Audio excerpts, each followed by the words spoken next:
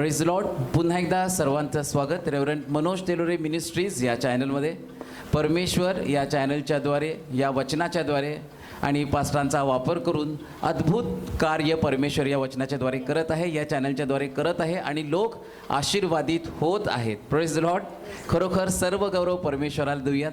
जर अजून देखील कोणी ह्या चॅनलला लाईक केलं नसेल, सबस्क्राईब केलं नसेल, तर आपण अधिक आणि अधिक लाईक करूयात, सबस्क्राईब करूयात. त्या ठिकाणामध्ये एक बेलचं चिन्ह आहे, एक बेलचं आयकन त्या ठिकाणामध्ये आहे, ते देखील आपण प्रेस करूयात, जेणेकरून वचनाचे नवीन व्हिडिओ ज्यावेळेस तयार होतील ते तुम्हाला बघण्यासाठी लगेच उपलब्ध होऊ शकतील. आणि ह्या चॅनलला आपण अधिक शेअर देखील करूयात, कारण ज्यावेळेस आपण हे चॅनल शेअर करू, ज्यावेळेस अधिक लोकांपर्यंत हे वचन जाईल, तर ते वचन पाठवण्यासाठी तुम्ही कारणीभूत ठराल आणि ते आशीर्वाद देखील परमेश्वर तुम्हाला देणार आहे. Praise Lord. अद्भुत चमत्कार परमेश्वर या वचनाच्याद्वारे करत आहे.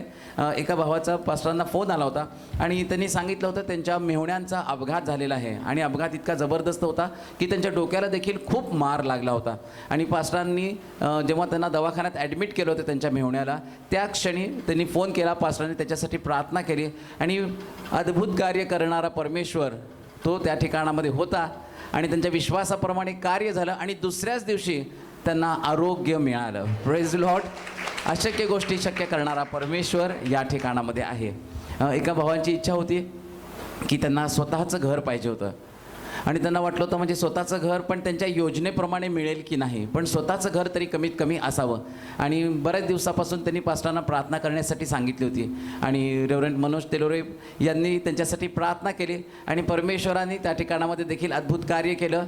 फक्त त्यांना स्वतःचं घर नाही, तर त्यांना जसं पाहिजे होतं त्यांच्या मनासारखं स्वतःचं घर परमेश्वराने दिलं. म्हणून सर्व गौरव आपण परमेश्वराला देणार आहोत. 2 आठवड्यापूर्वीच आपल्या मंडळीचाच भाऊ यश गायकवाड हा कोविड पॉझिटिव्ह निघाला होता आणि पॉझिटिव्ह म्हटल्यानंतर नाही का थोडंसं आपल्याला टेन्शन येतं आणि सध्या परिस्थिती आपण बघतो. पण जे क्वारंटाईनचे दिवस होते त्या दिवसामध्ये देखील परमेश्वराने त्याला सांभाळलं. कुठले ऑक्सिजन लेवलचा प्रॉब्लेम आला नाही, कुठले प्लेटलेट्सचा प्रॉब्लेम आला नाही. परमेश्वराने त्याला सांभाळलं आणि पास्टरांनी त्यासाठी प्रार्थना केली आणि 2 आठवड्यानंतर तो पूर्ण बरा आहे. त्याचे सर्व रिपोर्ट्स निगेटिव्ह आलेले आहेत आणि आज परमेश्वराने त्याला मंदिरामध्ये येण्याचे देखील सहाय्य केलं. तो मंदिरामध्ये उपस्थित आहे. म्हणून सर्व गौरव आपण फक्त आपल्या जिवंत परमेश्वराला देणार आहोत. तो जिवंत परमेश्वर आज पुन्हा एकदा आपल्या प्रत्येकाच्या जीवनामध्ये काम करू इच्छित आहे, चमत्कार करू इच्छित आहे. तेच परमेश्वराचं अद्भुत वचन घेऊन येत असताना आपल्या पास्टरांसाठी जोरदार टाळ्या आपण वाजवूया. प्रभू ख्रिस्तामध्ये आपल्या सर्वांचं स्वागत. प्रभूला धन्यवाद, महिमा असो. अद्भुत रीतीनं प्रभू या दिवसामध्ये काम करत आहे.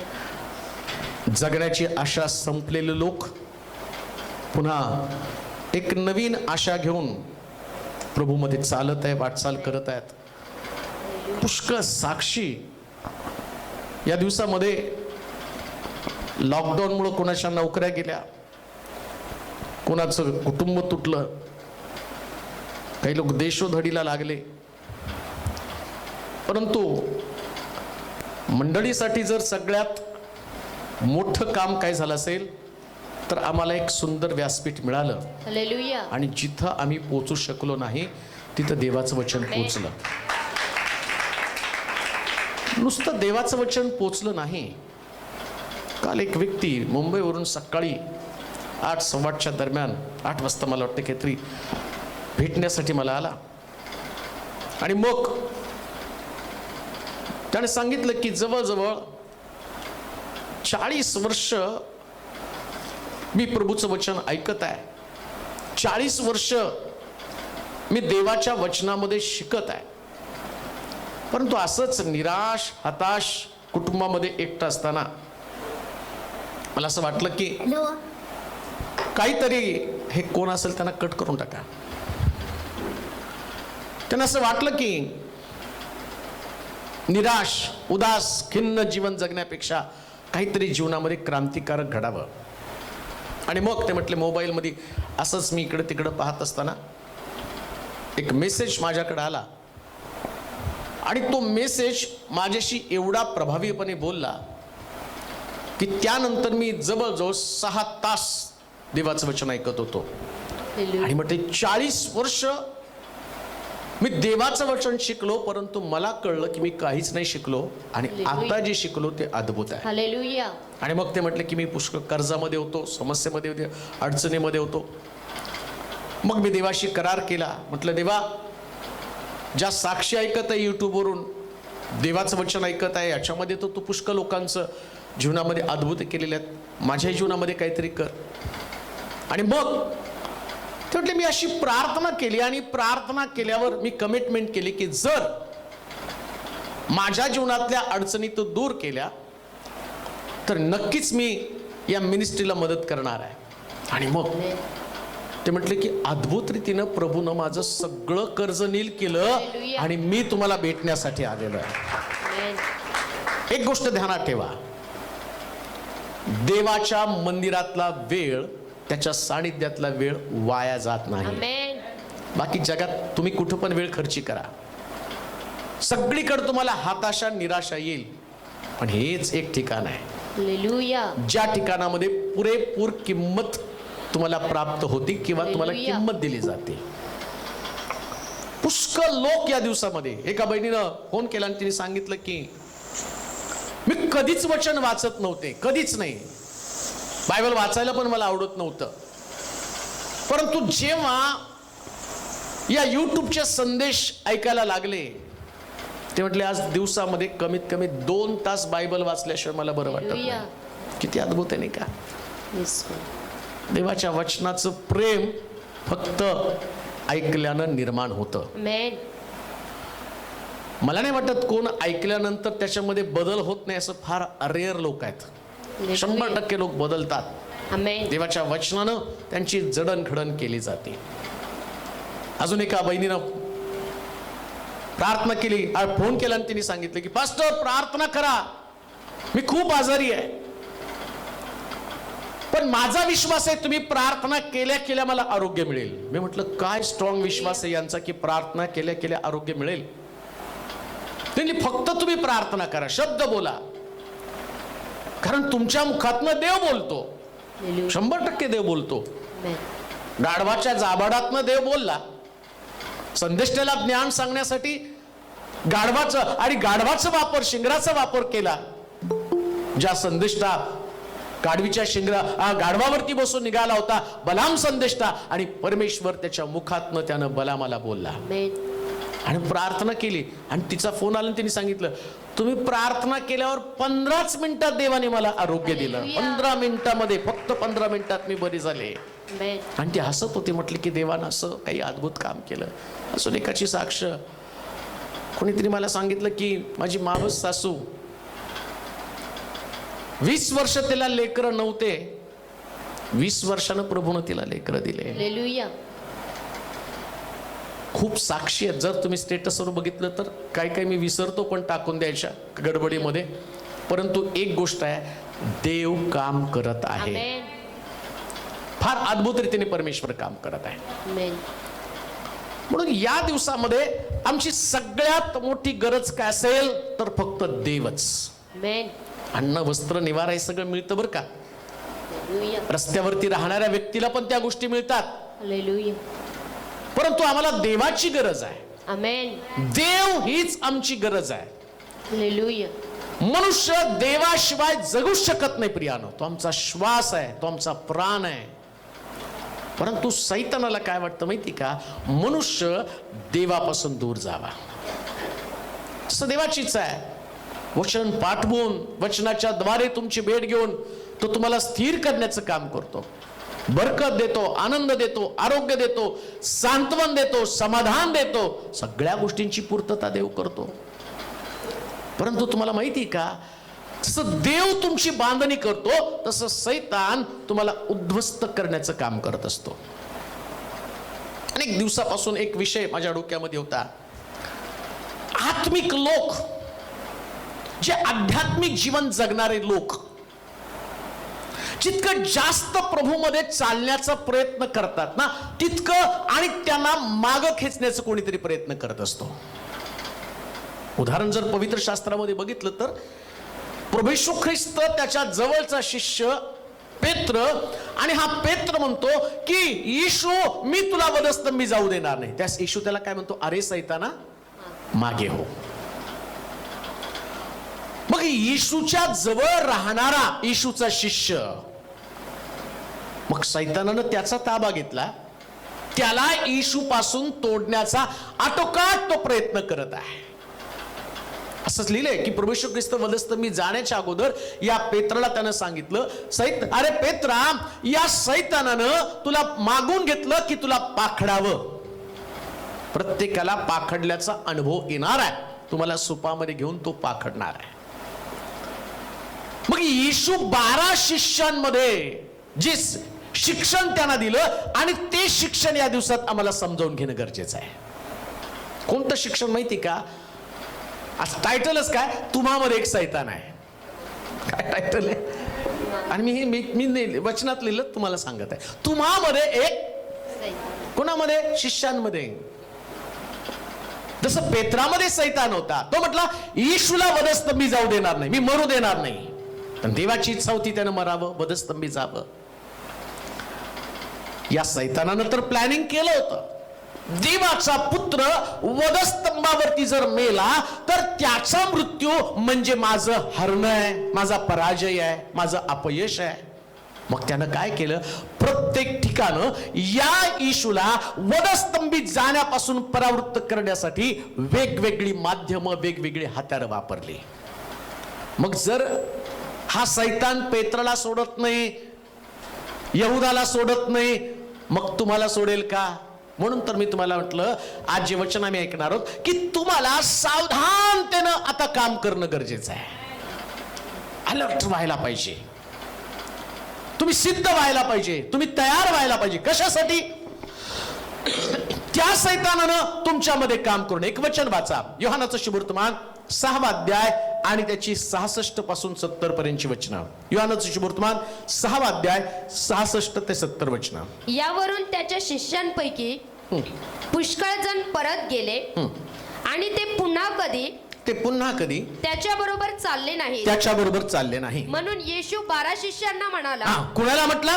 12 शिष्यांना म्हटला, तुमचीही निघून जाण्याची, तुमची पण निघून जाण्याची इच्छा आहे काय? इच्छा आहे काय? शिमोन पेत्राने त्याला उत्तर दिले, शिमोन पेत्रानं त्याला उत्तर दिलं, प्रभूजी आम्ही कोणाकडे जाणार? आम्ही कोणाकडे जाणार? सार्वकालिक जीवनाची वचने, सार्वकालिक जीवनाची वचनं आपणाजवळ आहेत, आपणाकडे आहे, आणि आम्ही विश्वास ठेवला आहे, आम्ही विश्वास ठेवला आहे व ओळखले आहे की आणि ओळखलं आहे की देवाचा पवित्र तो पुरुष आपण आहात. येशूने त्यांना उत्तर दिले, येशूने त्याला उत्तर दिलं, तुम्हा 12 जणांस मी निवडून घेतले नाही काय? निवडून घेतलं नाही का? तरी तुम्हातील एक जण सैतान आहे. काय आहे? सैतान आहे. काय आहे?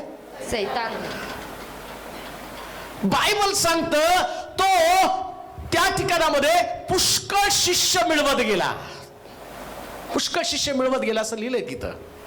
काय होतं? सुरुवातीलाच वाचा बरं 66 वचन. यावरून त्याच्या शिष्यांपैकी पुष्कळ जण. किती हो? पुष्कळ.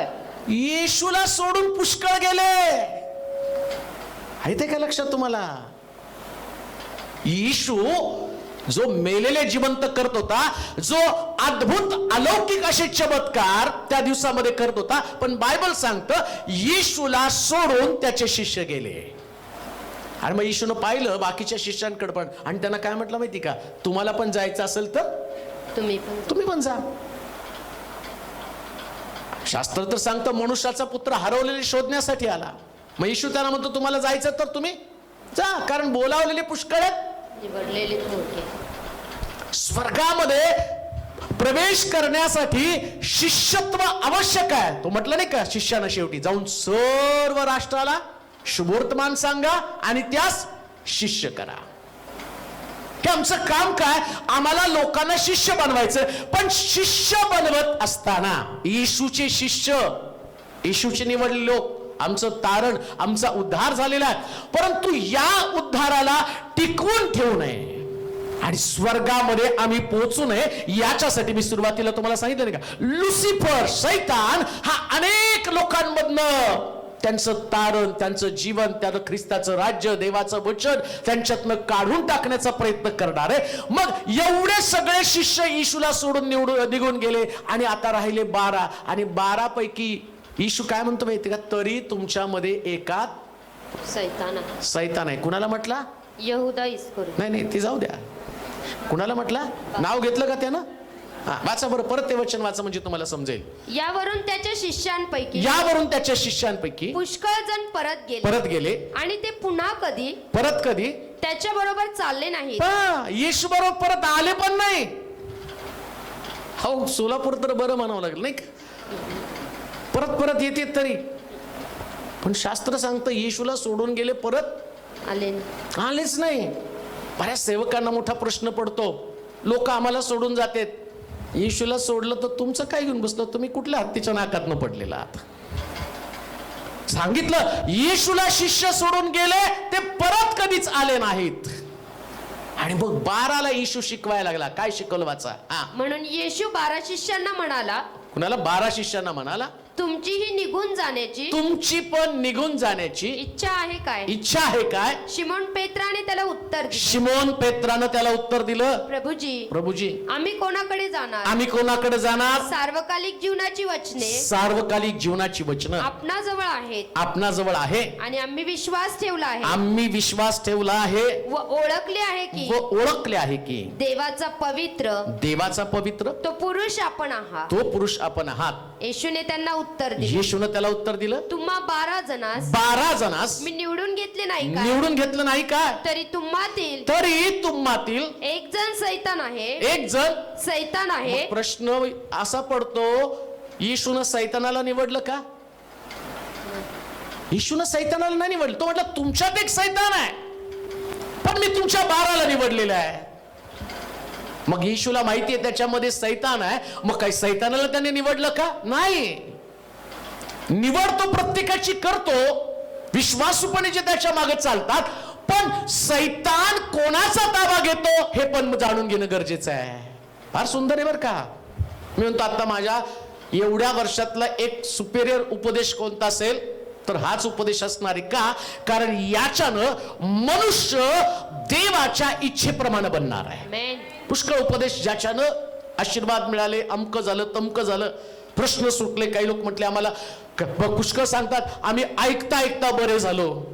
शरीर बरं होईल, परत आजारी पडाल, एक दिवशी मराल, पण जर वचन ऐकून सुधारणा नाही झाली तर नरकात पडणार आहे. पण देवाचं वचन ऐकून जर जीवनाची बांधणी केली जाईल तर लक्षात ठेवा, तुम्ही प्रभू बरोबर चालणारे लोक असणार आहात.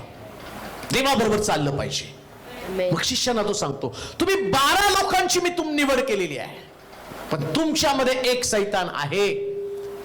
आणि येशू या शिष्यांना अलर्ट करत आहे, जागं करत आहे. तो त्यांना हलवत आहे की तुम्ही सैतानाला वाव देऊ नका, त्या लुसिफरला तुमच्यावरती राज्य करू देऊ नका. काही यहुदानं ते ऐकलं नाही का? 12 येशूचे शिष्य तिथं होते. मी फक्त यहुदाविषयीच बोलत नाही, पेत्रला सुद्धा तो म्हटला, अरे सैताना मागे हो. हा पेत्र, त्याच्यामध्ये पण सैतानानं काम केलं. या पेत्रला सुद्धा सैतानानं आणि त्याच्या विचारांचं नियंत्रण केलं. बिलीवर्स, विश्वासणारी या नात्यानं आम्ही देखील आत्मिक जीवनामध्ये जीवन जगत असताना कधी कधी हा लुसिफर, कधी कधी हा सैतान आमच्या जीवनावरती राज्य करण्याचा प्रयत्न करत असतो. देवाची योजना, पुढच्या रविवारी जर आला तो संदेश तर फार सुंदर संदेश प्रभूनं आणि मला दिला. आणि त्या संदेशामध्ये म्हटलं, देवाची योजना सर्व काळ टिकते. एक सुंदर संदेश. तो तुमच्या जन्मापूर्वी योजना करून तुम्हाला या जगामध्ये त्यानं पाठवलेला आहे. आणि सैतानाला माहितीये की देवाची योजना कशी हाणून पाडावी.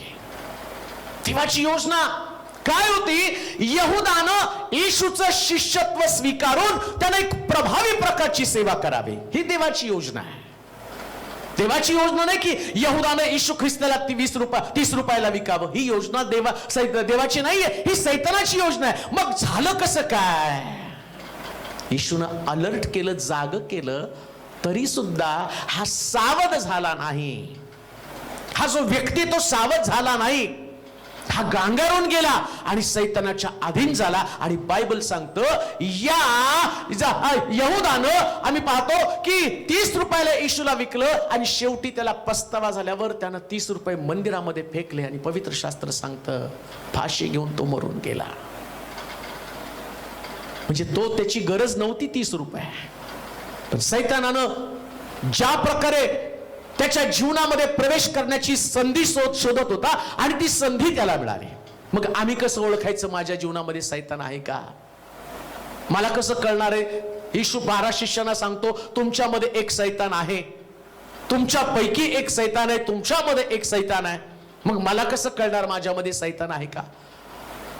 पेत्राला नव्हतं माहिती त्याच्यामध्ये सैतान आहे, यहुदाला नव्हतं माहिती त्याच्यामध्ये सैतान आहे, पण येशूनं दाखवून दिलं त्याच्यामध्ये सैतान आहे. आणि मग आता देवानं त्याचं वचन पाठवून आमच्यामध्ये सैतान कसं काम करतो याच्या संबंधानं पण देव आम्हाला जाग करत आहे आणि ते आपण जाणून घ्या. पहिली गोष्ट वाचूया, 1 योहान 3 अध्याय आणि त्याचं 10 वचन. 1 योहान 3 अध्याय 10 वचन. ओळखायचं कसं आमच्यामध्ये सैतान आहे का? यावरून देवाची मुलं व सैतानाची मुलं उघड दिसून येतात. जो कोणी नीतीने वागत नाही तो देवाचा नाही व जो आपल्या बंधूवर प्रीती करत नाही तोही नाही. 12 वचन. काईन त्या दुष्टाचा होता व त्याने आपल्या बंधूचा वध केला. त्याच्यासारखं आपण नसावं. त्याने त्याचा वध कशासाठी केला? कारण काईनाची कृत्ये दुष्ट होती आणि त्यांच्या बंधूची नीतीची होती. पहा, तो तुमच्यामध्ये एक सैतान आहे. मग आता प्रश्न पडतो की सैतान आहे कुठं आमच्यामध्ये? ओळखायचं कसं माझ्यातल्या सैतानाला? अगदी योहानाच्या पत्रामध्ये जे 12 शिष्यांना शिक्षण देताना योहान त्यांच्यामध्ये आणि योहानानं ते नेमकं हेरलं. योहान त्या ठिकाणात लिहित आहे, 12 शिष्यांना शिक्षण देताना म्हणतो तुमच्यामध्ये एक सैतान आहे. मग योहानाला देवाच्या आत्म्यानं जे सांगितलं ते योहानानं लिहिलं. कोणतं? ज्याची कृत्ये त्या दुष्टासारखी कृत्य आहे. बघ खाली उदाहरण देताना अगदी जे लोक वाचतील आणि कदाचित आज हा संदेश तुमच्यापर्यंत सहजपणे पोहोचावा याच्यासाठी या योहानानं इतकं सुंदर स्पष्टीकरण दिलं. तो म्हटला काईन त्या दुष्टाच्या स्वभावासारखा होता.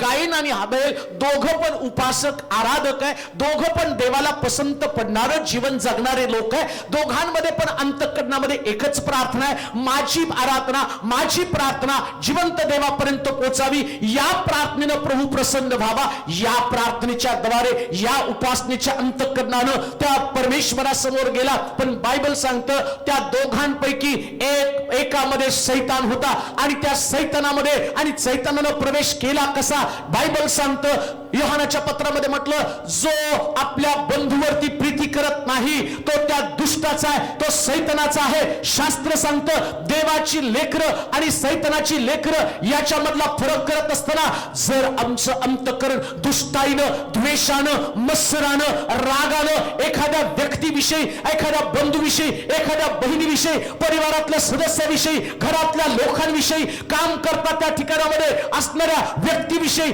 तुमच्या अंतःकरणामध्ये द्वेष, मत्सर, ईर्ष्या आणि प्रकारचं प्रभूला पसंत न पडणाऱ्या गोष्टी जर तुमच्यात निर्माण झाल्या तर शास्त्र सांगतं तुम्हामध्ये एक सैतान आहे. काळजी नाही का? देवाचे प्रिय लोक, आत्मिक जीवन त्याची काळजी घेणं फार गरजेचं आहे. तुम्ही देवाचे लोक आहात तर देवाच्या लोकांचं वैशिष्ट्य काय? देव प्रीती आहे, परमेश्वर प्रेम आहे आणि परमेश्वराचं प्रेम तुमच्या हृदयामध्ये जर ठासून भरलं असेल तर सैतान तुमच्यातलं प्रेम काढतो आणि तुमच्यामध्ये द्वेष, तुमच्यामध्ये मत्सर, तुमच्यामध्ये ईर्ष्या, तुमच्यामध्ये अहंकार, तुमच्यामध्ये स्पर्धा या प्रकारच्या गोष्टी निर्माण करतो. आणि मग बायबल सांगतं तुमच्यामध्ये एक सैतान आहे. तुमच्यामध्ये एक सैतान आहे. आज जर आमचं अंतःकरण तपासलं तर माझ्यामध्ये सैतान आहे का नाही याच्यासाठी मला चाचपून पाहणं फार गरजेचं आहे. ईश्वर सांगितलं तुमच्यामध्ये एक सैतान आहे. आणि योहानानं त्याचं स्पष्टीकरण दिलं. वाच परत ते वचन. यावरून देवाची मुले देवाची मुलं व सैतानाची मुले सैतानाची मुले उघड दिसून येतात. काय हो? उघड दिसून येतात. अगदी स्पष्ट. बरेच म्हणतात बायबल समजत नाही. एकदम सोपं आहे, एकदम सोपं आहे. कोणाला विचारलं जाऊ नका माझ्यात सैतान आहे का, माझ्यात सैतान आहे का. आणि लोकांना सैतान ओळखायचं म्हणजे त्यांना असलं घुमलं ना सैतानाला त्याच्यापेक्षा डेंजर हे आहे. तो घुमतो लक्षात येतो, आतमध्ये असतं ते कधीच लक्षात येत नाही. येशूने ओळखलं म्हणून त्या पेत्राला म्हटलं अरे सैताना बाजूला सरक. ज्या दिवशी मत्सर राग येतो ना त्या दिवशी लगेच त्या अंतःकरणातल्या मत्सराला म्हणायचं अरे सैताना बाहेर निघ, बाहेर निघ. कोणाविषयी राग येऊ देऊ नका. कोणा भावाविषयी, कोणा बहिणीविषयी. तुम्ही देवाच्या घरामध्ये ज्यास येताना त्या देवाच्या घरामध्ये येताना तुमच्याकडं धारणा कुठली असली पाहिजे? हाबेल. मी हाबेल बनावं, प्रभूला पसंत पडणारा. हाबेलाला द्वेष नव्हता असं लिहिलंय. हाबेलाचं रक्त ओरड करत गेलं पण मरताना मात्र हाबेल ओरडला नाही. प्रियानो, जिवंत असताना हाबेल ओरडला नाही. लक्षात घ्या. ज्यास तुम्ही उपासक, उत्तम आराधक, प्रभूला पसंत पडणारे, विश्वासणारे बनताना त्यास तुमचा द्वेष कोण करतं ते महत्वाचं नाही. आमेन म्हणाल का? आमेन. आणि त्याच्यासाठी पण तुम्हाला ओरडायचं नाही. माणसानं नाही ओरडावं, रक्ताला ओरडू द्या. रक्त पडेपर्यंत तुम्हाला प्रतिकार करता येणार नाही. कधीच प्रतिकार करू नका. एक विश्वासणारा, एक आत्मिक जीवन जगणारा व्यक्ती आणि या आत्मिक जीवन जगणाऱ्या व्यक्तीनं आपल्या हृदयाची काळजी घेणं फार गरजेचं आहे. म्हणून बायबल सांगतं सर्व रक्षणीय वस्तूपेक्षा आपल्या अंतःकरणाचं विशेष रक्षण कर. सगळ्याचं रक्षण तुम्ही कराल. कानावरती वाईट पडू देणार नाही, डोळ्यानं तुम्ही वाईट पाहणार नाही, जिभेनं तुम्ही वाईट बोलणार नाही, पण हृदयात येईल त्याचं काय करणार आहात? मग हृदयाला जर साफसूफ ठेवायचं, द्वेष मत्सरापासून दूर ठेवायचं ना, तर त्याचं सगळ्यात उत्तम मार्ग कोणता माहिती का? उपासना, आराधना. आराधनेनं मनुष्य शुद्ध बनतो. प्रियानो, ज्या दिवशी तुम्ही आराधना करताना हा हाबेल शुद्ध बनला, कारण त्यानं आणि आपल्या मेंढराचं अर्पण केलेलं. कान देऊ नये का? कायनाचं अर्पण आपल्या शेतीचं अर्पण होतं. हाबेलाचं अर्पण शेतीतलं अर्पण नव्हतं. हाबेल पेंड्या तोडत असताना त्या वेदना त्याला नाही आहेत. जे कोकरू कापताना वेदना, तडफड आहे ना, हेच अर्पण प्रभूला आवश्यक आहे. म्हणून रोम 12:1-2 मध्ये तो म्हणतो बंधूजन हो, तुम्ही आपली शरीरे जिवंत, पवित्र व देवाला. हे वेदीवरती हे अर्पण पाहिजे. कोणतं? हाबेलाचं अर्पण. तुम्हालाच अर्पण व्हायचंय. तिथं कुरकुर नाही, तिथं रडणं नाही, तिथं जे पण आहे त्याच्यामध्ये फक्त प्रभूला उंच करणं आहे. प्रभू तू उंच विलासा, तू तुझी महिमा होऊ दे. मग ज्यास तुम्ही परिवारामध्ये असता, ज्यास तुम्ही कामाच्या ठिकाणामध्ये असताना, त्यास तुम्हाला लोकांची पर्वा नसते. भट्टीत टाकलं, गुहेत टाकलं म्हणून दानिएलाच्या अंतःकरणामध्ये राजाविषयी मत्सर नाही निर्माण झाला. त्यानं सैतानाला वावच दिला नाही. राजा त्याला विचारतो, दानिएला तुझ्या देवानं तुला वाचवलं का? तो आतून उत्तरतो, महाराज चिरायू असा. सैतानाला वाव त्यानं दिला नाही. देवाची लेकरं आणि सैतानाची लेकरं सिद्ध होण्याचं माध्यम आहे. देवाची लेकरं तर हृदयामध्ये द्वेष असू देऊ नका, राग असू देऊ नका. काय लिहिले वाचते ते वचन? यावरून देवाची मुलं व सैतानाची मुलं उघड दिसून येतात.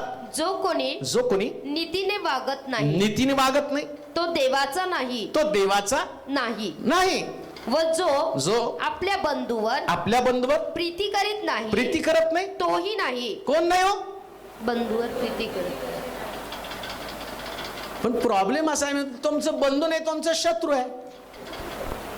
पण बायबल सांगतं आपल्या शत्रूवर सुद्धा वाईटानं जिंकला जाऊ नको, तर बऱ्यानं वाईटाला जिंक. असं केलं तर तू आपल्या शत्रूच्या डोक्यावर निखाऱ्याची रास करशील. आणि लक्षात ठेवा, सगळ्यात पहिल्यांदा तुम्हाला तुमच्या शत्रूला क्षमा करावी लागणार आहे. Amen. किती पण राग आला ना कोणाचा, पण सैतानाला वाव द्यायचा नाही. Amen. येते का लक्षात तुम्हाला? तुम्हामध्ये एक सैतान आहे. कोण सैतान आहे? ज्याच्या अंतःकरणात आपल्या बंधूविषयी, कंसात बहिणीविषयी, पण आता सगळे इकडे बघतील. ज्याच्या अंतःकरणात आपल्या बंधूविषयी, बहिणीविषयी प्रेम नाही, तो कुणाचा आहे? मग ते तुम्हाला दिसणार आहे. कुठं राग येतो, कुठं डोळे वाटारले जातात, कुठं आत जातात, कुठं काय होतं.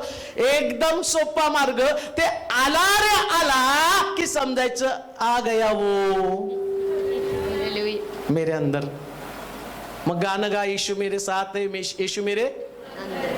तो तिकडून म्हणतोय मैं का, वो है तेरे अंदर. कोण?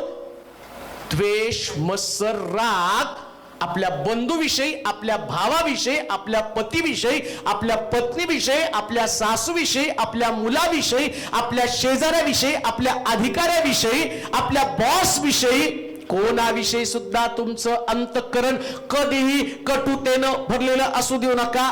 देवानं जगावर प्रीती केली, तुम्हाला पण जगावर प्रीती करावी लागणार आहे. Amen. देवाचे अणू, ख्रिस्ताचे अनुयायी तुम्ही आहात. Hallelujah. मग पहिल्यांदा या सैतानाला तुमच्यातनं काढणं गरजेचं आहे. आणि ते काढायचं कसं? जो आपल्या बंधूवर प्रीती करत नाही, नीतीने वागत नाही. आता नीतीने कसं वागायचं? नीतीने वागणं म्हणजे धर्मशास्त्राप्रमाणे चालणं. Amen. तुमची नीती नाही. बरेच लोक म्हणतात नाही त्याची नीती साफ नाही. म्हणजे काय हो? त्याची नीती बरोबर नाही हो. त्यानं घेतलेलं परत केलं नाही, त्याची नीती बरोबर नाही. मग एवढं याच्यातनं घेतलं, किती परत केलंय? हे तुम्हाला रोज मिळतं ना पवित्र शास्त्र, हे देवाचं वचन तुम्हाला प्रत्येक वेळेस मिळतं ना. मग प्रत्येक वेळेस देवाचं वचन मिळत असताना याच्याप्रमाणे तुमचं आचरण असलं पाहिजे. तुम्हाला वाटतं ते नाही बरं का, तुमची नीती नाही. तुम्ही जसं वागता, आम्ही पाहतो की या भारत सरकारला सुद्धा 5 वर्ष राज्य चालवावं, देश चालवावा, याच्यासाठी नीती आयोग आहे. नीती आयोग त्यांना सल्ले देतं, आर्थिक व्यवहार असे करावेत, शेती संबंधानं हे करावं, लोकांच्या रोजगारी संबंधानं हे करावं. हा नीती आयोग त्या ठिकाणामध्ये कशासाठी? कारण देश चालला पाहिजे. तुम्हाला पण चालण्यासाठी याच नीतीची गरज आहे. हे 100% तुम्हाला 100% ट्रूथ स्वीकारावं लागणार आहे. मग पहिलीच गोष्ट काय म्हटलं? जो कोणी आपल्या भावावरती प्रेम करत नाही, देवाच्या वचनाप्रमाणे चालत नाही, त्याच्यामध्ये सैतान आहे. म्हणून द्वेष अजिबात कधीच कोणा भावा बहिणीविषयी येऊ देऊ नका. Amen. त्याने करू द्या. Hallelujah. त्यानं केलं तर त्यांना थोडंसं हलवायचं आहे. सैतानाला वाव देऊ नका. Hallelujah. मला वाटतं घरामध्ये, मंडळांमध्ये जर हे अप्लाय झालं तर कुठल्याच चर्चमध्ये वादच Hallelujah. येणार नाहीत, कुटुंबामध्ये वाद येणार नाहीत. Amen. किती देशामध्ये शांती राहील, किती देश चांगल्या अवस्थेमध्ये राहील. परंतु पवित्र शास्त्र सांगतं हा सैतान कोण आहे? तर त्या ठिकाणामध्ये जो द्वेष करतो, जो आपल्या भावाचा वध करतो, आणि त्या ठिकाणामध्ये त्याच्या संबंधानं म्हटलं तुमच्यामध्ये एक सैतान होता. बायबल सांगतं काईन त्या दुष्टाचा होता. काईन प्रार्थना करणारा, आराधना करणारा होता, पण तरी सुद्धा तो आपल्या बंधूची हत्या करणारा होता. तो प्रार्थना करणार आहे. काईन काही, आणि असं काही शिंग असलेला व्यक्ती नाहीये. बरं, काईनचं सगळं क्रिमिनल रेकॉर्ड काढा बरं. काय कायनाने केलंय? काढा सगळं त्याचं क्रिमिनल रेकॉर्ड. होतेच किती निमेन 4. आदाम, हवा, काईन, हवेल, संपलं. मग काय क्रिमिनल रेकॉर्ड असणार आहे त्याचं? पण 4 मध्ये पण त्याच्या अंतःकरणामध्ये प्रार्थना करताना भावाचा द्वेष, भावाचं आणि भावाचा खून केला, असं त्या ठिकाणामध्ये लिहिलं. एक गोष्ट ध्यानात ठेवा, जीवन असं जगा की तुमच्या बोलण्यानं, तुमच्या विचारानं कोणाची हत्या होता कामा नये. Hallelujah. तो देवापासून कधी दूर जाता कामा नये. देवामध्ये त्यानं टिकून राहायला पाहिजे. Amen. देवामध्ये टिकून राहण्यासाठी तुम्हाला संयमाची गरज आहे. तुमच्याकडे ते कंट्रोल पाहिजे. Amen. म्हणून येशू ख्रिस्तानं वधस्तंभावरती असताना काय त्याचं संयम, त्याचं कंट्रोल काय? एक पण व्यक्ती गमावली जाणे म्हणून त्यांनी प्रार्थना काय केली? हे बाप्पा यांना क्षमा कर. Hallelujah. हे ख्रिस्ताचं जीवन आहे, ते जीवन आम्हाला जगता आलं पाहिजे. प्रश्न तोच आहे, तुम्ही जगता कोणासाठी? देवासाठी का स्वतःसाठी? तुमची जगण्याची पद्धत, तुमचं जीवन जगण्याची शैली काय कशा पद्धतीने तुम्ही जगण्याचा विचार करत आहात? शास्त्र सांगतं, जो आपल्या बंधूवर प्रीती करत नाही त्याच्यामध्ये. दुसरी गोष्ट वाचूया, बऱ्याच गोष्टी, परंतु दुसरी गोष्ट वाचूया. योहानाचं शुभवर्तमान 8 अध्याय 44 वचन. कोण सैतान? कोणामध्ये सैतान आहे? कोण आहे तो सैतान? येशू शिष्यांना सांगतो की तुम्हामध्ये एक सैतान आहे. आम्ही कसं ओळखावं? पहिलं आमच्या बंधूवरती प्रीती न करणं म्हणजे सैतानाचं लक्षण आहे. नीतीनं न वागणं हे पण सैतानाचं लक्षण आहे. योहानाचं शुभवर्तमान 8 अध्याय 44 वचन. तुम्ही आपला बाप सैतान, तुम्ही आपला बाप सैतान यापासून झाला आहात, यापासून झाला आहात आणि तुमच्या बापाच्या वासनाप्रमाणे करावयास इच्छिता. तो प्रारंभापासून मनुष्यघातक होता आणि तो सत्यात टिकला नाही, कारण त्याच्यामध्ये सत्य नाही. तो खोटे बोलतो तेव्हा तो स्वतःचे बोलतो, कारण तो लबाड व लबाडीचा बाप आहे. आता दुसरी गोष्ट, तो तुमच्यामध्ये एक सैतान आहे. कोण सैतान? आता तुम्ही सांगा, कोण सैतान आहे? लबाड. बोला की हो, लबाड. सगळं मी सांगायचं का? कोण सैतान आहे? लबाड बोलणारा सैतान. तुम्ही प्रार्थना करा, तुम्ही गीतं गा, तुम्ही आराधना करा, प्रीचिंग करा. मी खूप सुंदर प्रीचिंग करत आहे आणि मग मला पण घमेंड आहे, हो माझ्या प्रीचिंगनी खूप लोकांचं तारण होतंय, अमकं होतंय, तमकं होतंय. आणि मग सगळं असताना लोक म्हणतात तू देवाचा. इकडं देवाच्या वचनामध्ये स्पष्ट सांगितलं, तो सत्याचा नाही, प्रारंभापासून खोटं बोलत आलेला आहे. ज्या दिवशी तुमच्याकडं लबाड बोलण्याची सवय लागते, गमतीनं जर तुम्ही खोटं बोलला तरी बाइबल सांगतं तेरा बाप तो वो है. गमतीनं पण बोलू नका बरं का. थोडासा जरी चान्स त्याला दिला ना, तो लेबल लावायला बसलाय. दुसऱ्या भाषेत मी असं तुम्हाला, कोणाला सत्य असत्य पटवायच्या भानगडीत पटू नका. कधीच पडू नका. या झावेला त्या बागेमध्ये सैतानानं बोलतं केलं आणि मग तिला बोलला, काय तुला सगळ्या झाडाची फळं खाऊ नको म्हटलं का बागेमध्ये? लबाडीनं सुरुवात केली तिच्यामध्ये. बोलता बोलता ती एवढी भावनेच्या ओघात वाहवत गेली की ती म्हणती, माझ्या देवानं मला सांगितलं मधल्या झाडाचं फळ खाऊ नको, त्याला हात पण लावू नकोस. एक लबाडी त्या ठिकाणामध्ये केली, एक छोटीशी लबाडी बर का. मधल्या झाडाचं फळ, देवाचा आज्ञा काय होती? मधल्या झाडाचं फळ, हात पायाचं काय देव बोलला का? मग तुम्हाला तेवढीशी लबाडी किती भारी पडली. एका लबाडीनं सैतानानं फळ काढलं, हवेच्या हातामध्ये दिलं. आधी देवाचं लेकरू म्हणून त्या बागेवरती अधिकार होता, पण एक छोटीशी लबाडी, या छोट्याशा लबाडीनं आम्ही पाहतो या हवेला एडेन बागेतनं बाहेर काढण्यात आलं. तुमच्या जीवनातली छोटीशी घातक लबाडी, जी तुमची जागा आहे देवाचं लेकरू म्हणून, जे तुमचं स्थान आहे देवाचं लेकरू म्हणून, जो अभिषेक तुमच्यावरती आहे, तो अभिषेक जाण्याचं एक छोटस कारण पुरेसं आहे, आणि ती म्हणजे लबाडी. प्रामाणिक राहा आपल्या परिवाराला, प्रामाणिक राहा आपल्या नोकरीला, प्रामाणिक राहा आपल्या मंडळीला, प्रामाणिक राहा आपल्या पाचारणाला, प्रामाणिक राहा तुमच्या कॉलिंगला, प्रामाणिक राहा तुमच्या जबाबदारीला. तुमच्या जबाबदारीपासून कोणती सुद्धा लबाड गोष्ट तुम्हाला देवापासून तोडता कामा नये. काही गोष्टी अशा असतील की तुम्हाला असं वाटेल की हे थोडीशी लबाडी मला काही काळ पुरतं मला वाचवून ठेवेल. ते तुमच्या मनाची भ्रामक कल्पना आहे. काही काळ ती जी लबाडी आहे ना, ही थोडीशी लबाडी तुमच्या कुटुंबात संभ्रम निर्माण करण्याची शक्यता आहे, तुमच्यामध्ये गैरसमज निर्माण करण्याची शक्यता आहे. आणि पवित्र शास्त्र काय सांगतं माहिती का? उघड होणार नाही अशी कोणतीच गोष्ट जगामध्ये नाही. कोणतीच गोष्ट जगामध्ये नाही. मग का लबाडी करावी? त्यापेक्षा प्रामाणिकपणे उधळ्या पुत्र जसा बापाच्या घरी, आता उधळ्या पुत्रासमोर 2 ऑप्शन होते. त्या आत्ताचा लेटेस्ट उधळ्या पुत्र जर मी विचार केला ना, तर उधळ्या पुत्राच्या जागी जर मी चाणाक्ष मुलगा असतो ना, बापाकडे गेलो असतो, म्हटलं असतं, बाबा काय सांगायचं, तुमच्यापासून पैसे घेऊन गेलो, वाटेमध्ये लुटारू सापडले आणि त्यांनी मला मारलं, एवढं मारलं की 2-3 वर्ष मला शुद्धच नव्हती, मी कुठे, सगळी माझी संपत्ती पण गेली, कसा तरी हॉस्पिटल मधनं बरा होऊन घरी आलो, आणि आता बघा बाबा माझ्याकडनं सगळं गेलं, बघा आता तुम्हाला कसं ठेवायचं ते ठेवा. हे पण माझ्यासमोर ऑप्शन आहे. दुसरं ऑप्शन काय, जे घडलं ते जाऊन बापाला सांगणं. उधळ्या पुत्र या स्टोरीमध्ये येण्याचं कारण काय माहिती का, तो लबाड नव्हता, तो प्रामाणिक होता. म्हणून बायबल सांगतं त्याच्या बापानं परत त्याला म्हटला, माझा हरवलेला मुलगा मला परत मिळालेला आहे. हरवलेला मुलगा मला परत मिळालेला आहे. प्रामाणिक राहा, प्रतारणा करू नका एकमेकाची.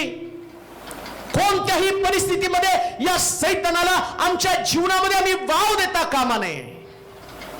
आपला बिझनेस करताय, व्यापार करता, असं म्हणू नका की या व्यापारामध्ये प्रामाणिकपणाच्या आणि प्रामाणिकपणामुळे मी रस्ता तळाला जाईल. नाही हो. बायबल सांगतं जेवढे देवाचे संतगण होऊन गेले, योसेफामध्ये प्रामाणिकपणा दिसला, त्यानं लबाडी केली नाही. आणि शास्त्र सांगतं त्याला बंदीशाळेत टाकलं गेलं, चांगलं सत्य बोलल्यामुळे. सत्य बोलल्याचा त्रास तुम्हाला भोगावा लागतो, पण एक गोष्ट ध्यानात ठेवा, एक दिवशी प्रभू तुम्हाला लोकांसमोर प्रगट करतो. आणि योसेफाला देवाने अशा प्रकारे उंच उचललेला आहे. तसंच राहा. मी तर म्हणतो, कोणी तुमचा प्राण घेत नाही हो. कोणीच तुमचा प्राण घेत नाही, असं होत नाही. मोठे मोठे गुन्हे करून सुद्धा लोक निर्दोष सुटतात. सत्याच्या बाजूने सतत टिकून राहा. गांधी सारखा व्यक्ती बनतो कारण का, सत्य अहिंसा काय त्यांची तत्व होती गांधीची. हे बायबल मधलं सत्य, बायबलचं तत्व घेऊन ते जगलेले आहेत. जगातल्या तत्वाप्रमाणे चालू नका. तुम्हाला जर देवाचं लेकरू बनायचं तर इथे स्पष्टपणे प्रभू सांगत आहे की तो प्रारंभापासून फसवत आलेला आहे, लबाड आहे, तो लबाडाचा बाप आहे. कुठल्याच प्रकारची लबाडी जी प्रभूला पटत नाही ना, अशी कोणतीच लबाडी करू नका. तुम्हाला लबाडी काही काळ बरी वाटेल, 100% काही काळ बरं वाटतं त्याच्यामध्ये, पण तुम्हाला माहिती का, एकदा लबाडी तुमची सवय बनली ना, त्यानंतर तो सैतान अशा पद्धतीने तुमच्यावरती राज्य करायला लागतो ना, त्याला थोडासा चान्स मिळाल्याबरोबर, बरं नुसतं त्या हवेलाच त्यानं ठकवलं नाही, तर तिच्याद्वारे आदामाला पण ठकवलं आणि दोघं पण देवाच्या समक्षतेपासून दूर गेले. मला असं वाटतं त्या दिवशी जर आदामानं जाऊन देवाला सॉरी म्हणून प्रश्न मिटवला असताना, नीट आहे का, तर कदाचित सगळी परिस्थिती बदलली असती. पण आदाम काय म्हटलं माहिती का, मी फळ खात नव्हतो, पण जी तुम्हाला सहकारणी दिली, मी तुला मागितली नव्हती, ती मला दिला. रे किती लबाड आहेस तू. देवानं तुला सांगितलं होतं ना फळ खाऊ नको, तू खाल्ला. एक प्रामाणिकपणे जाऊन सांगितलं असतं ना, तर कदाचित जसा उधळ्या पुत्र माघारी आला, बापासमोर प्रामाणिक राहिला आणि बापानं त्याला म्हटलं माझा हरवलेला मुलगा मला परत मिळाला. कदाचित आदामाच्या बाबतीमध्ये देवानं तसाच विचार केला असेल. स्पिरिच्युअल लोक, आत्मिक लोक, एक गोष्ट ध्यानात ठेवा, कोणत्याही परिस्थितीमध्ये तुम्ही लबाडी आपल्या जीवनामध्ये आणू नका. का आणू नका? वाचा ते वचन परत. तुम्ही आपला बाप सैतान यापासून झाला आहात आणि तुमच्या बापाच्या वासनांप्रमाणे करावयास इच्छिता तो प्रारंभापासून मनुष्यघातक होता आणि तो सत्यात टिकला नाही. मनुष्यघातक म्हणजे काय? जो सत्य बोलत नाही, सत्यामध्ये टिकत नाही, तो मनुष्यघातक. मग तुम्हाला खून करण्याची गरज नाही, कोणाला मर्डर करण्याची तलवार घेऊन आणि चाकूसुऱ्या घेऊन कोणाचा घात करण्याची गरज नाही. विश्वासघात, लबाडी ही मनुष्य घातापेक्षा सुद्धा भयानक आहे. मनुष्य हत्येपेक्षा सुद्धा भयानक गोष्ट कोणती असेल तर बायबल सांगतं लबाडी. मग कधी कधी तुम्ही आत्मिक जीवन जगत असताना, प्रार्थना करताना तुमच्यामध्ये थोडी पण लबाडी आहे का, तुम्हाला तपासायचंय बरं का. येशू म्हणतो तुमच्यामध्ये एक सैतान. मग कोणात सैतान आहे? ज्या दिवशी तुम्ही लबाडी करता त्या दिवशी तुम्ही आपोआप त्याच्या मालकीचे बनता. तो बायबल सांगतं तो प्रारंभापासून लबाडी करत आलेला आहे. म्हणून लक्षात ठेवा, काहीही कारण असली ना, एकमेकाला सगळी सत्य कारण सांगा. आमेन म्हणाल का? ठीक आहे. लगेच कोर्टात समोर, आता समजा माझ्याशी तुम्हाला बोलायचंय काय, मी लगेच तुम्हाला असं सांगणार, चला हा उशीर आला, त्याला विचारलं का रे उशीर आला, मग त्यानं काहीतरी कारण सांग, मला कळलं ते खोटं आहे, चला याला त्या डुमक्यावर बसू नका वाजवायला, याच्यासाठी उकळतं तेल करा त्याच्यामध्ये टाका. अधिकार आहे का मला? तुम्हाला राग आला तुम्ही जाईल सोडून, याच्याकडे नाही दुसरीकडे डुमकं वाजवेल. आणि अशी गेली कुठं डुमकं वाजायला, नाही का? मग कशासाठी लबाडी? सत्य माणसाला निर्भीड बनवतं बरं का. ज्या दिवशी तुम्ही सत्याचं जीवन जगता ना, त्या दिवशी हे बोलणेच तुम्हाला कुठं येतं माहिती का? येशू काय म्हटलं? मार्ग, सत्य आणि जीवन. येशू सत्य आहे, मग तो तुमच्यामध्ये आहे. तुम्ही सत्यामध्ये चालता, मग तुमच्यामध्ये ते डेअरिंग येतं. सत्यासाठी ख्रिस्त वधस्तंभी गेला आणि जगाला ते सत्य पटलं, म्हणून जग आज ख्रिस्ताला डोक्यावर घेत आहे. हे लक्षात ठेवा, सत्य टिकवून ठेवा. ज्या दिवशी तुमच्यामध्ये ही लबाडी, छोटीशी लबाडी, ना आपल्या पत्नीला ना आपल्या लेकरांना, आणि लेकरांनी कधी पण आई वडिलांशी लबाडी करू नये, कधीच नाही, कधीच लबाडी करू नका. जे आहे ते प्रामाणिक असा, शेअरिंग करा एकमेकाला. काही गोष्टी तुम्हाला या देवाच्या वचनापासून दूर घेऊन जातील, पण तुम्हाला कळलं पाहिजे मी देवाचं लेकरू आहे का सैतानाचं लेकरू आहे. प्रोटेक्ट करू नका लबाडीला, सांभाळू नका, संरक्षण देऊ नका तुम्ही स्वतःला. न कळत हा सैतान तुमच्या जीवनाचा ताबा घेत आहे आणि देवाच्या लेकराचं लेबल काढून तुम्हाला सैतानाचं लेकराचं लेबल लावण्याचं तो काम करत आहे. म्हणून छोटी सुद्धा लबाडी करू नका, छोटी सुद्धा. बायबल सांगतं सैतान लबाड आणि लबाडाचा बाप आहे. दुसरा मुद्दा वाचूया, जखर्याचं पुस्तक 3रा अध्याय त्याचं पहिलं वचन. जखर्याचं पुस्तक 3रा अध्याय त्याचं पहिलं वचन. तेव्हा मुख्य याजक यहोशुवा हा परमेश्वराच्या दिव्यदूतासमोर, तेव्हा मुख्य याजक यहोशुवा हा परमेश्वराच्या दिव्यदूतासमोर दिव्यदूतासमोर उभा आहे व त्याचा विरोध करण्यासाठी सैतान त्याच्या उजवीकडे उभा आहे असे त्याने मला दाखवलं. मग परमेश्वर सैतानास म्हणाला, अरे सैताना, परमेश्वर तुला धमकी देव, यरूशलेम आपलीशी करणारा परमेश्वर तुला धमकी देव. हा अग्नीतून काढलेले. तिसरं वचन वाचा.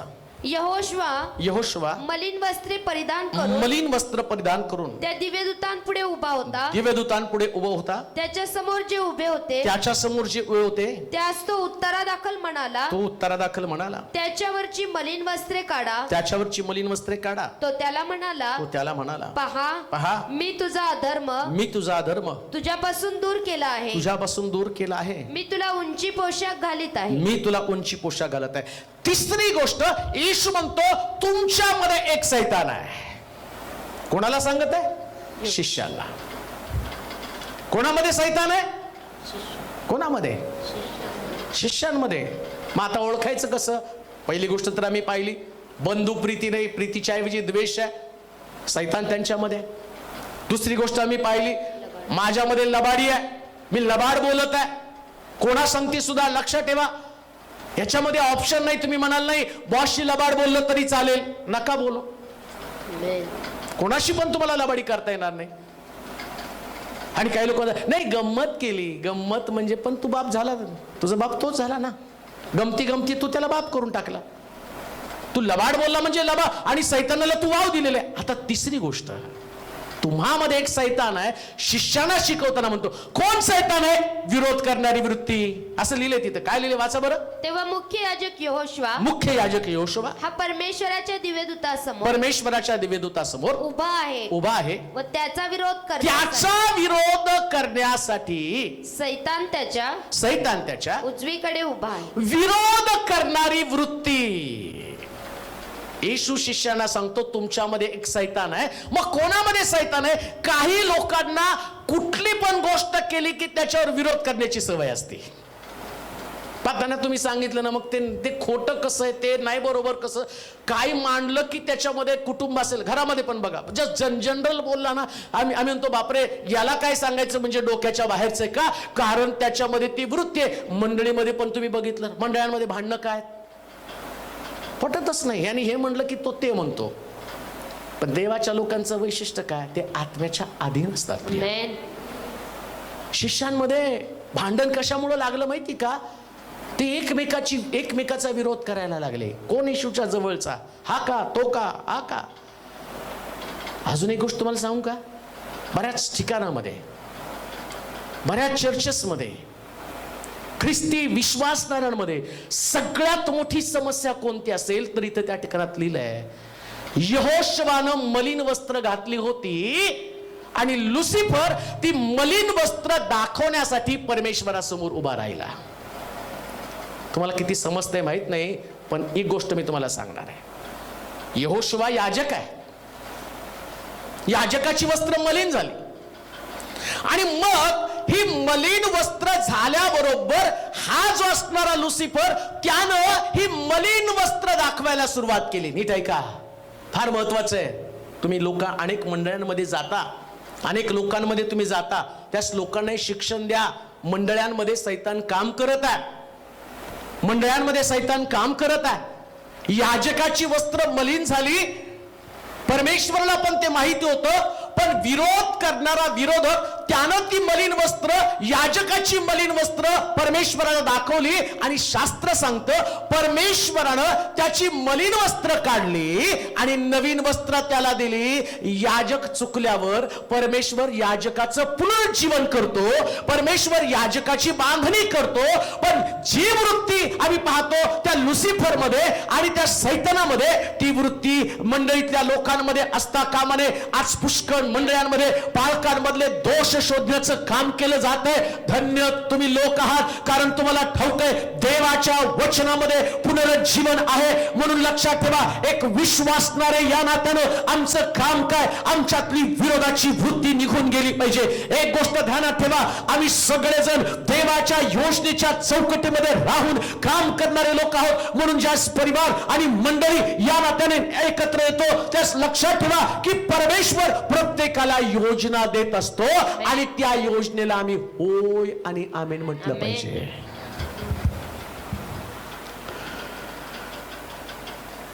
लक्षात ठेवा, ज्यास प्रभू मला काहीतरी योजना देतो ना,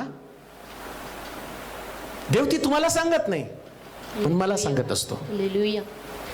आणि मी इथं जो वाजवणार असतो ना, त्याला सांगत असतो ही योजना आहे. मग यानं वाजवताना मला विरोध नाही करता येणार, कारण मी ज्यावेळेस विरोध करतो ना, त्याच नंतर तुझ्यामध्ये एक सैतान आहे, फ्रीडम. ज्यावेळेस इथं लिडिंग करणारे लोक आहेत ना, त्या लिडिंग करणाऱ्या लोकांना फार सुंदर आहे बरं का देवाचं वचन. काय मी म्हणतो ना, मी आतापर्यंत दिलेला सगळ्यात भारी उपदेश मला तो वाटायला गेला. का माहिती का, तो म्हणतो की तिथं जो व्यक्ती, त्याच्यामध्ये काही मलिनता आहे, यहोशुवामध्ये मलिनता आहे. मग या ठिकाणामध्ये समजा हा व्यक्ती प्रीचिंग करत आहे, हा व्यक्ती लिडिंग करत आहे, पण समोरच्या व्यक्तीला ते खटकत आहे. XYZ कोणी पण असेल ती विरोध करणारा व्यक्ती, त्यास देव काय म्हणतो, तुम्हामध्ये एक. म्हणून विरोध करण्याची वृत्ती कोणामध्येच पण असता कामा नये, कधीच नाही. जस्ट तुमच्या डोक्यात एक गोष्ट असेल ना, देव सगळ्या गोष्टी नीट करेल, सगळ्या गोष्टी, प्रत्येक गोष्ट. चालवणारा देव आहे, शासन करणारा देव आहे, दंड देणारा देव आहे, पुनरुज्जीवन करणारा देव आहे. मग विरोध करणारे आम्ही का, कारण विरोध करणारी वृत्ती ही सैतानाची वृत्ती. परत वाचा ते वचन. यहोशुवा मलिन वस्त्रे परिधान करून त्या दिव्यदूतांपुढे उभा होता. त्याच्या समोर जे उभे होते त्यास तो उत्तरा दाखल म्हणाला. तो तिसरं पहिलं वचन. तेव्हा मुख्य याजक यहोशुवा हा परमेश्वराच्या दिव्यदूतासमोर परमेश्वराच्या दिव्यदूतासमोर उभा आहे व त्याचा विरोध करण्यासाठी. कोणाचा विरोध करण्यासाठी? यहोशुवाचा. हा बरं. आता अजून एक गोष्ट मी सांगतो तुम्हाला. आता ही एक गोष्ट, हा एक भाग मी सांगितला की ज्याच्यामध्ये तुम्हाला कळतं की मी कोणाचाच विरोध करता कामा नये. जे काम करतात त्यांना काम करू द्यायचं. जी व्यक्ती जे काम करतं तिला ते काम करू द्यायचं. त्या व्यक्तीला विरोध करणं, त्याच्यासमोर माझं मत मांडणं हे प्रभूला पसंत नाही. आता दुसराही भाग त्यातला मी तुम्हाला सांगतो. नीट आहे का बरं का? म्हणून हे ना इतकं भारी पुस्तक आहे ना, याच्याकडे सगळ्याचं सोल्युशन आहे. आता काय झालं माहिती का? हा विरोध त्याच्यामध्ये निर्माण तरी का झाला? कारण यहोशुवानं मलिन वस्त्र घातली होती. ज्या दिवशी याजकांमध्ये चुका निर्माण होतील ना, त्यांचं जीवन अशुद्ध होईल. याजकानं पण सावध व्हायला पाहिजे. विरोध करणारी वृत्ती जन्माला येणार आहे. म्हणून सेवा करताना माझं पण काम काय? माझी वस्त्र कधी मलिन होता कामा नये. कारण माझा देव पवित्र आहे, माझा देव शुद्ध आहे, माझा देव त्याला अमंगलता आवडत नाही. आणि यहोशुवाच्या बाबतीमध्ये असं म्हटलं, तो मुख्य याजक होता तरी सुद्धा मलिन वस्त्र घालून परमेश्वरासमोर उभा राहिला, देवाच्या दूतासमोर तो उभा राहिला.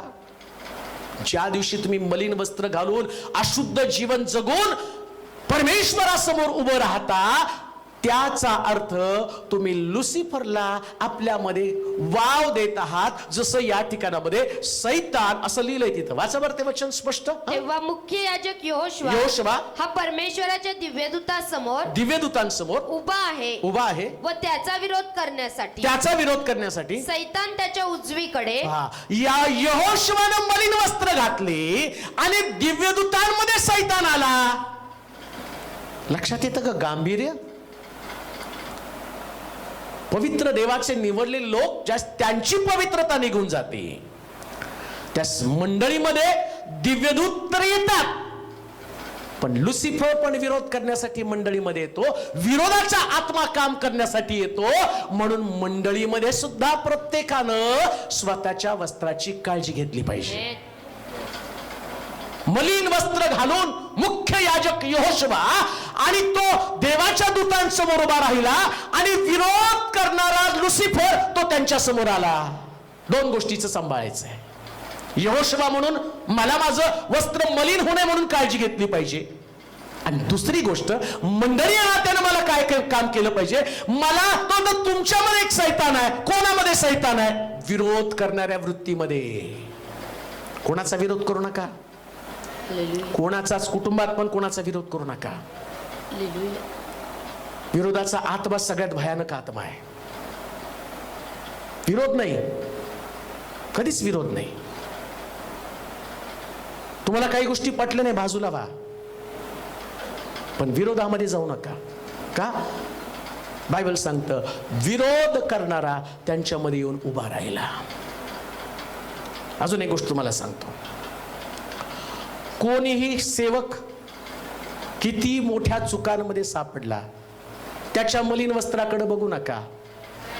बायबल सांगतं देव सेवकाचं पुनरुज्जीवन करतो. लिहिलंय त्या ठिकाणामध्ये. काय लिहिलं? वाचा बरं तिसरं वचन. यहोशुवा मलिन वस्त्र परिधान करून त्या दिव्यदूतांपुढे उभा होता. त्याच्या समोर जे उभे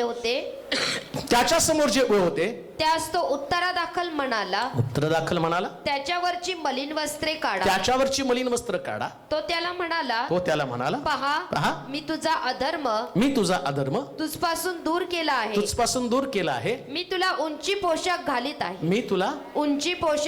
आहे. तुमचा अधिकार नाही. काय सुंदर नाही का? हालेलुया.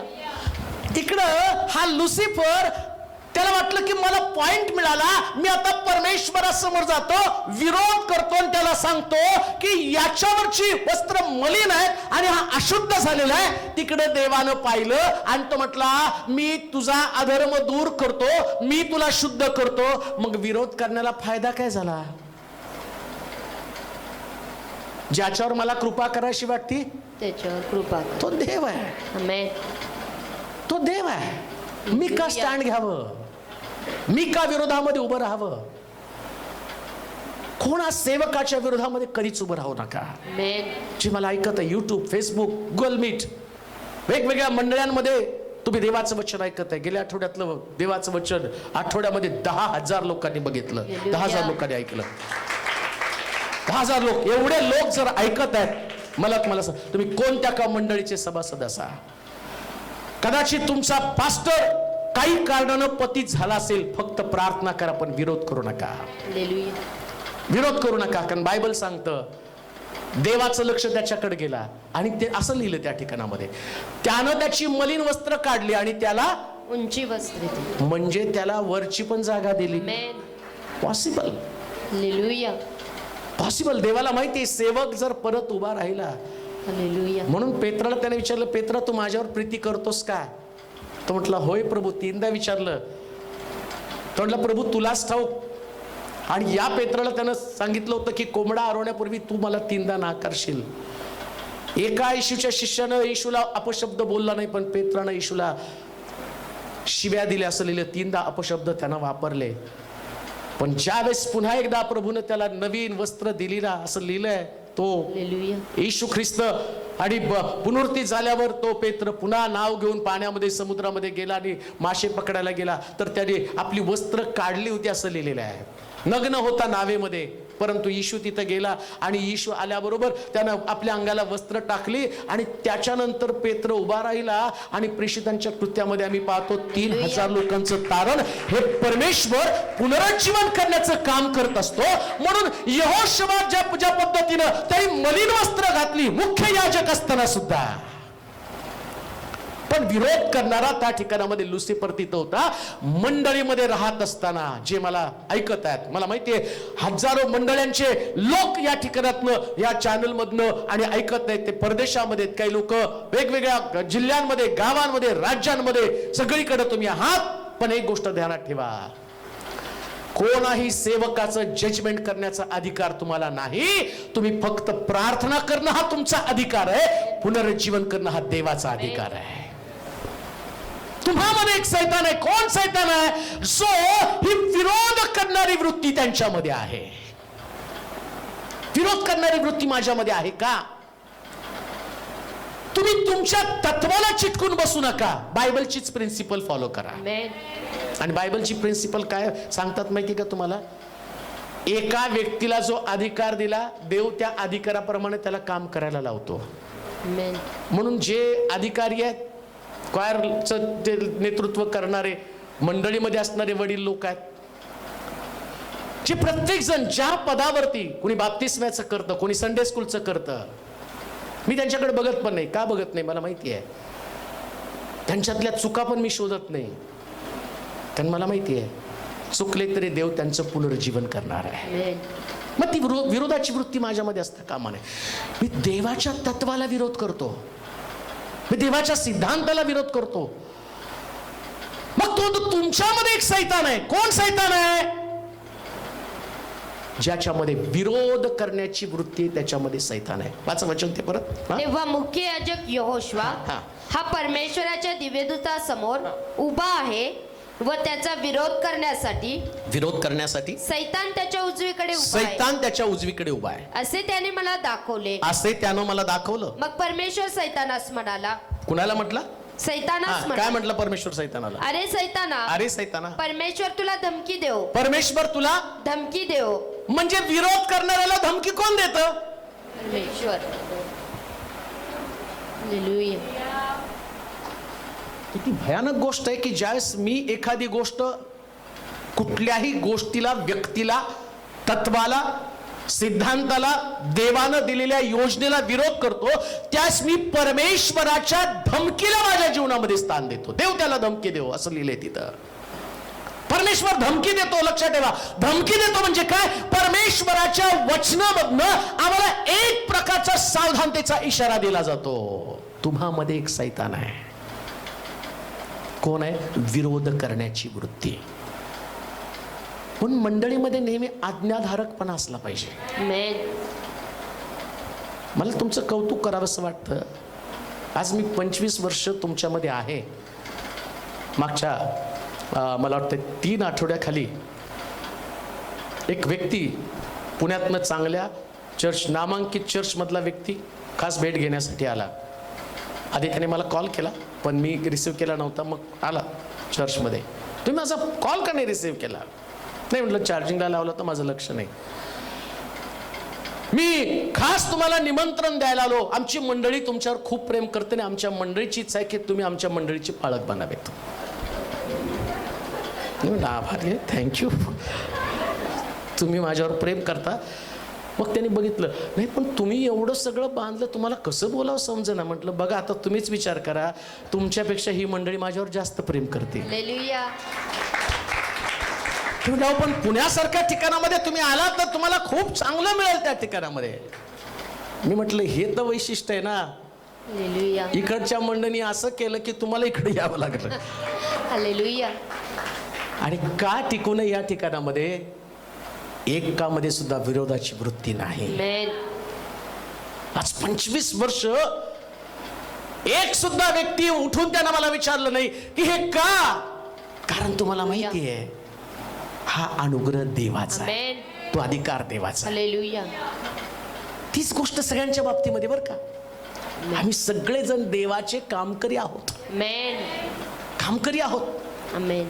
कोणाला विरोध करू नका. ज्याला जे काम करायचं प्रभूनं त्याला निवडलं, ते काम त्याला मोकळेपणानं करू द्या. तुम्हामध्ये एक सैतान आहे, कोण? विरोध करणारा. आज्ञेत राहा, त्याच वचनाप्रमाणे तसंच चालत राहा. लक्षात घ्या, जो ज्या पदावरती आहे ते पद देवानं त्याला दिलेलं आहे. आमेन. देवाने. ते कुठपर्यंत माहिती का? तो तर मेला पाहिजे, नाही तर चर सोडून गेला पाहिजे. एक तर त्यांनी मेलं पाहिजे, नाही तर चर सोडून. आपण तर तसंच करतो, एक तर मर जाऊ नाही तर चले जाऊ. देवाचं तत्व आहे, देवाचं प्रिन्सिपल आहे ते. एलिया इकडे आलिशा तयार झाला, हालेलुया. चलो, सन्मानानं नेलं, रथ घोडे पाठवून. तसं पण नाही की अपमानित करून पाठवलं, रथ घोडे पाठवले त्याला. आता तुला आणि मी जाणार आहे. मग देवाने काय म्हटलं, आता चल, मला आलिशा मिळाला, बोचक बांध. नाही, रथ घोडे पाठवून नेलं. हालेलुया. म्हणून लक्षात ठेवा, ज्या पदावर तुम्ही आहात सन्मानानं विदाई होऊ द्या. आमेन. जी जागा तुम्हाला देवानं दिली, हालेलुया. आणि त्या जागेचा सन्मान करा. आमेन. सगळ्यांनी ज्या जागेवरती तुम्ही आहात त्या जागेचा सन्मान करा. आमेन. वर्शिप लीडर जो आहे, कॉयर चालवणारा, त्याचा सन्मान करा. त्यानं बस म्हटलं बसायचं, उठ म्हटलं उठायचं, नाही का. मलाच काम, तुलाच काम, कलच काम, ना विरोध नाही. ही जागा त्याची आहे. एल्डर लोक तुम्हाला काय सांगतात, ती जागा त्यांची आहे. बाळक काय एल्डरला सांगतो, जागा त्याची आहे. जी तुम्ही आहात, विरोध करणारी वृत्ती कधी कोणामध्ये असता कामा नये. तर तुम्हामध्ये एक सैतान. शेवटची गोष्ट वाचूया, याकोबाचं पत्र आणि त्याचा 3रा अध्याय 14 पासून काही वचनं. याकोबाचं पत्र 3रा अध्याय 14 पासून. पण तुमच्या मनात तीव्र मत्सर व तट पाडण्याचा स्वभाव आहे. तट पाडण्याचा स्वभाव आहे. तर ताठा मिरवू नका व सत्याविरुद्ध लबाडी करू नका. हे ज्ञान वरून उतरत नाही, तर ते ऐहिक इंद्रियजन्य सैतानाकडले आहे. कुणाकडलं? सैतानाकडले. कुठलं? तो तुम्हामध्ये एक सैतान आहे. कोणामध्ये? ज्याच्यामध्ये तीव्र मत्सर. कसला मत्सर? तीव्र मत्सर. मत्सराचे पण प्रकार आहेत, दुष्मत्सर आणि तीव्र मत्सर, नाही का.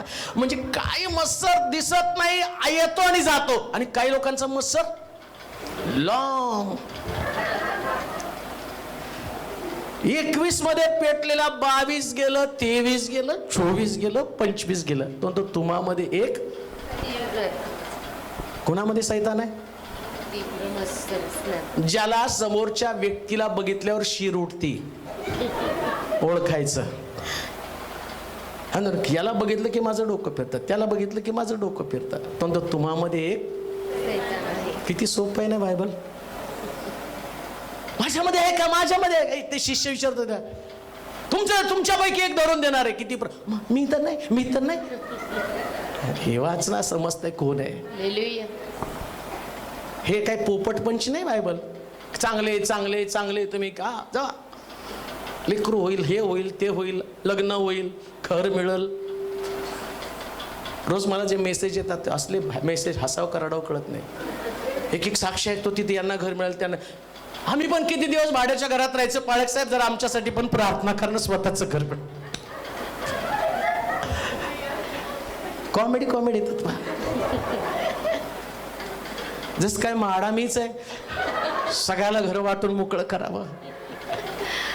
हा बायबल काय सांगतं, ज्याच्यामध्ये तीव्र मत्सर आहे,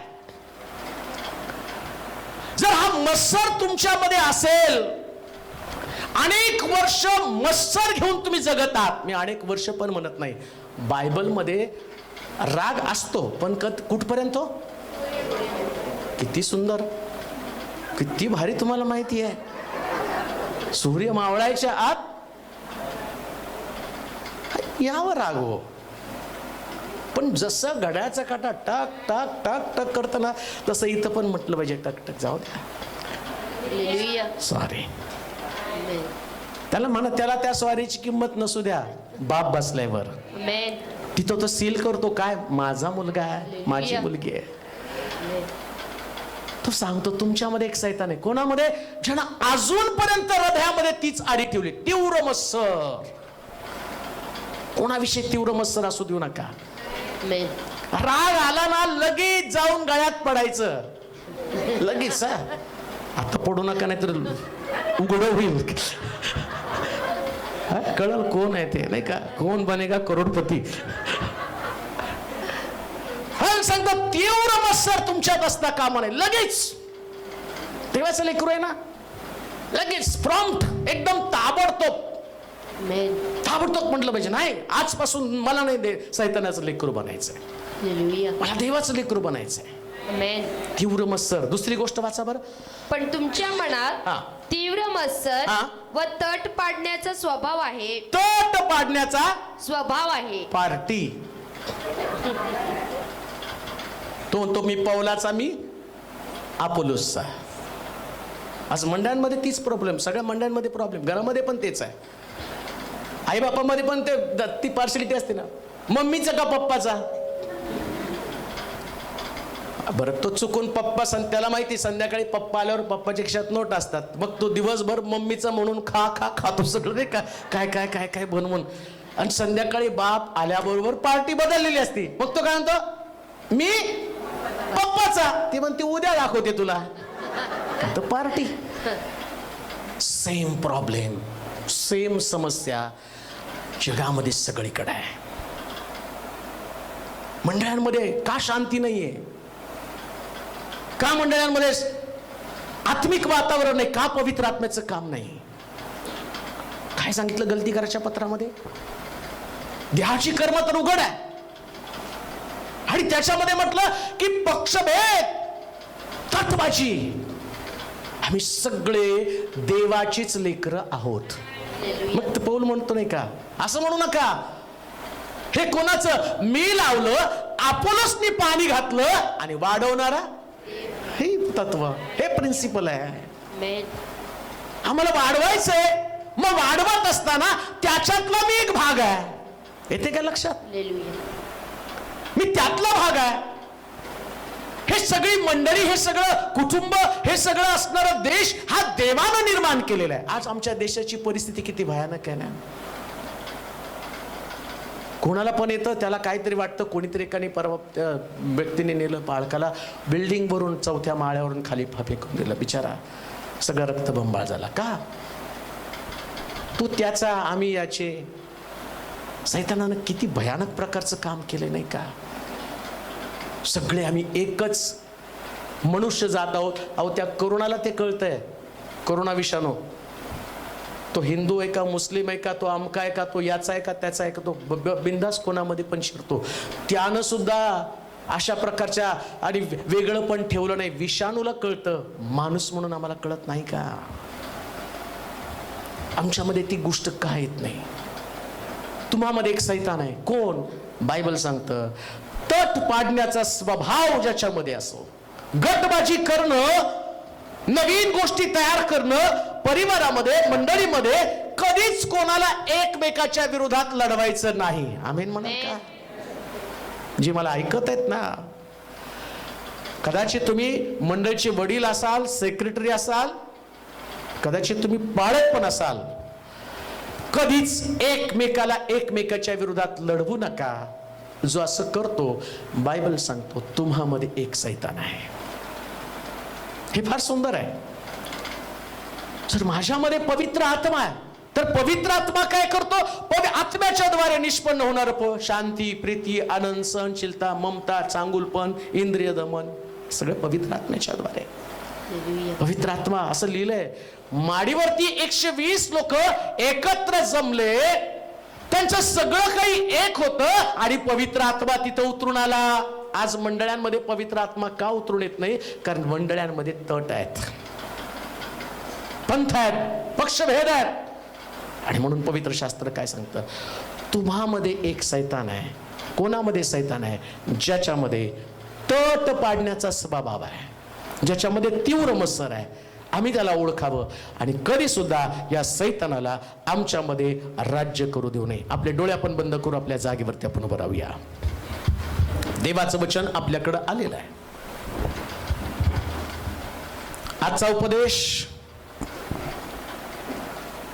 कदाचित माझ्यामध्ये नवी आशा निर्माण करणारा नक्कीच नसेल, पण मला शिक्षण देणारा मात्र नक्कीच आहे. देवाचं लेकरू बनवण्यासाठी पूरक आणि प्रेरक अशा प्रकारचा तो उपदेश आहे. प्रामाणिकपणे देवाच्या हातामध्ये पडूया. काही चुका आमच्यामध्ये असतील तर देवासमोर आपण नम्र भावे त्या कबूल करूया. जिथं तुम्ही आहात त्या ठिकाणी मी तुमच्यासाठी प्रार्थना करेल.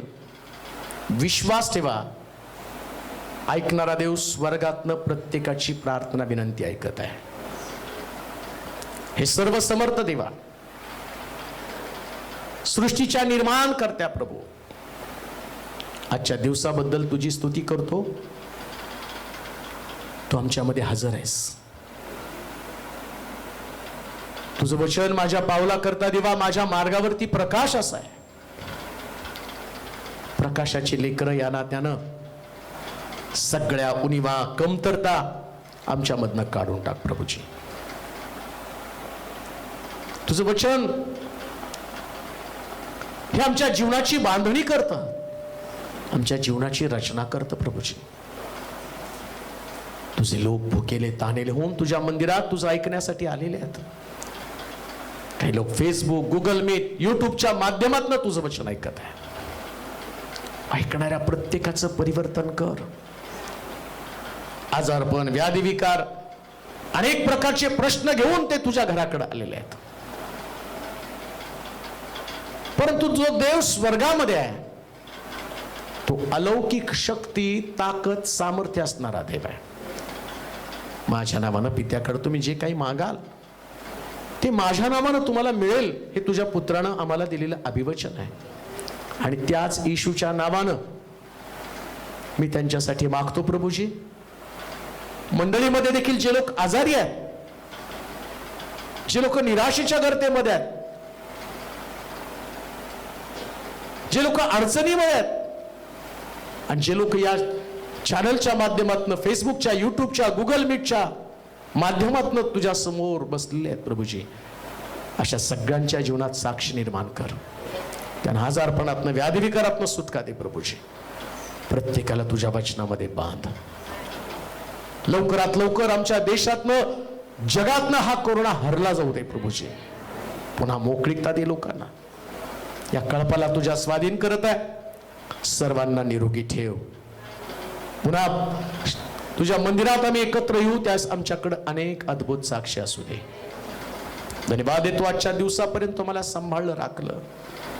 तुझ्या पवित्र, गौरवी, सामर्थ्यशाली हातामध्ये आम्ही पडत आहोत प्रभूजी. आमच्या जीवाचा, आमच्या विचारांचा ताबा घे आणि तुझ्यासाठी जगणारा अंतःकरण आम्हाला दे. तुला आदर, गौरव, महिमा, सन्मान दे. येशूच्या नावात ही प्रार्थना विनवणी केली म्हणून तो ऐक. आमेन. आता देव बापाची प्रीती, प्रभू येशू ख्रिस्ताची कृपा, पवित्र आत्म्याची सहभागिता तुम्हा सर्वांबरोबर आता आणि सदा सर्व काळ असो. आमेन. आपण जाऊ शकतो.